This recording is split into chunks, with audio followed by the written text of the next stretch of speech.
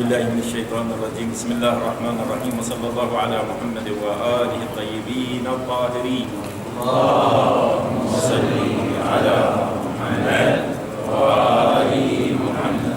رب اشرح لي صدري ويسر لي أمري واحلل عقدة من لساني يفقه قولي.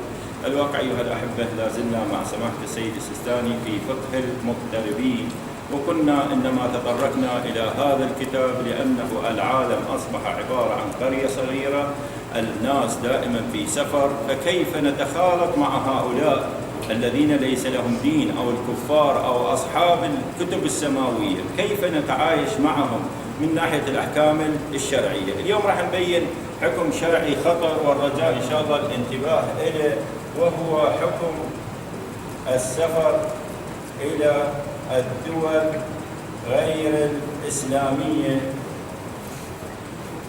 وحكم الصلاة والصيام فيها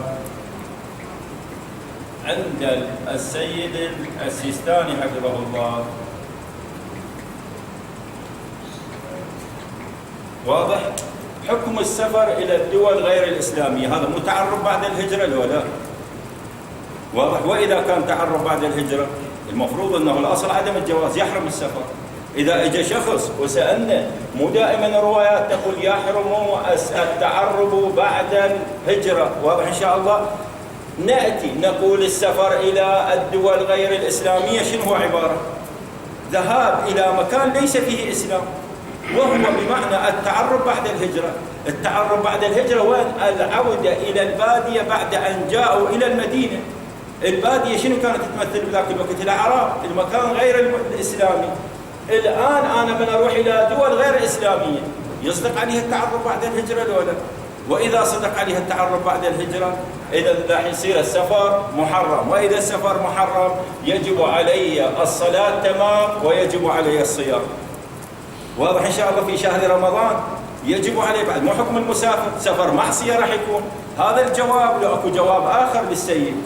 واضح المسألة خطرة، لابد أن نعرف الحكم الشرعي. سماحة السيد يقول بالنسبة إلى الجواب حكم السفر، نقول السفر يؤدي إلى نقص الدين أو لا؟ ما يؤدي إلى نقص الدين. يأتي شخص يقول شنو نقص الدين؟ نقول نقص الدين يعني السفر يؤدي إلى ترك واجب أو فعل حرام. واضح؟ سفر من رحت إلى دولة غير إسلامية، أترك الواجبات، أظل ما أصلي، أظل ما أصوم، أظل، واضح إن شاء الله، أترك الواجبات اللي علي، أظل ما أبر بالوالدية.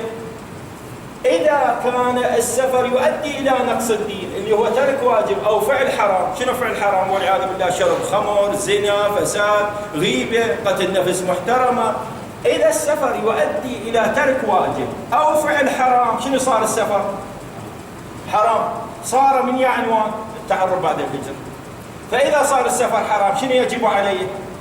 من أريد أصلي، سفر معصية، لازم أصلي تمام الرباعية، وبشهر رمضان شنو يجب علي؟ الصيام.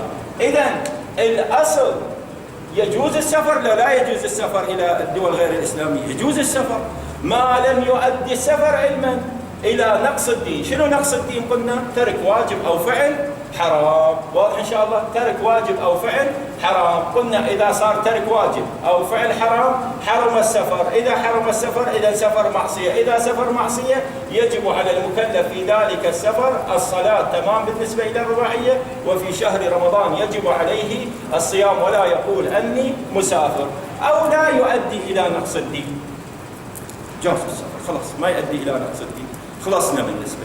نأتي إلى الآن أكو شيء آخر حبيت أبينه، الأب أو الزوج والزوجة، هاي المشكلة والأولاد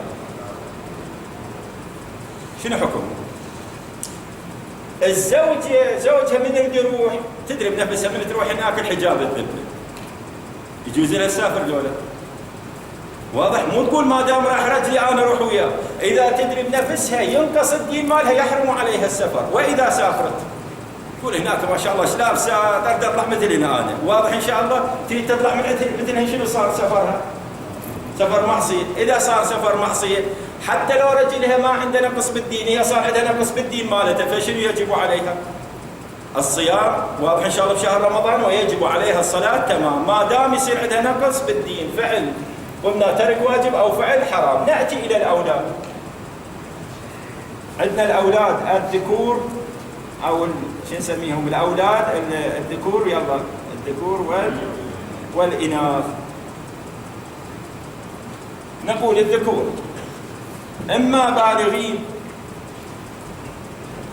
او غير بالغين، شويه طولت ما يخالف بس لانه المساله وايد مهمه. الاناث لو بالغات لو غير بالغات. اذا الذكور بالغين شنو حكمهم؟ نفس الحكم الشرعي، مكلف هذا. واذا مكلف شنو عليه؟ يشوف سفره يؤدي الى نقص الدين مالته لو لا. يقول وين عايشين؟ حارمين احنا الشباب هناك تعال شوف شلون عايش الشاب. اذا السفر مالته يؤدي الى نقص الدين نفس الشيء، عليه ان يصلي تمام وعليه ان يصوم في شهر رمضان. اذا غير بالغين شنو الحكم الشرعي؟ مو بالغين. هنا يرجعون لاهلهم.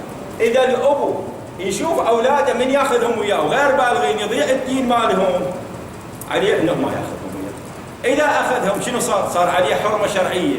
واضح؟ يشوف اولاده هذول الاطفال اللي هم غير بالغين، هذول من يروحون هناك يضيع دينهم، يصيرون ينحرفون، فشنو؟ لا يجوز له ان ياخذهم معه. نفس الشيء بالنسبه الى الاناث البالغات وغير البالغات. اذا بالغه هي تحدد حكمها، تقول ابوي انا ما اقدر اروح وياك، اخاف على ديني. إذا راحت وياه وتدري بنفسها راح ينقص الدين مالها، عليها وقت الصلاة أن تصلي تمام، ووقت الصيام أن تصوم في شهر رمضان. إذا كان غير بالغة الأب هو الذي يحدد. إذا شاف أنه مو أهل لذلك المكان، يدري هناك من تروح واختلاط مدارس والمسألة تعبانة، شنو راح يصير بالدين مالها؟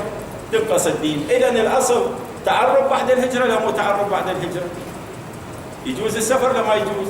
يجوز السفر ما لم يؤدي إلى نقص الدين. واضح إن شاء الله؟ إذا يجوز واحد يسافر ما لم يؤدي إلى نقص الدين. لا سجل هاي مال السيد يصوم شهر رمضان ويصلي تمام، يعني عقوبة. وأول كان إذا رايح هناك سنين راح يبقى يصلي. لا رايح يروح الأسبوع. بس السفر يجوز له لا أصلا. الأصل يجوز السفر ما لم يؤدي إلى نقص الدين.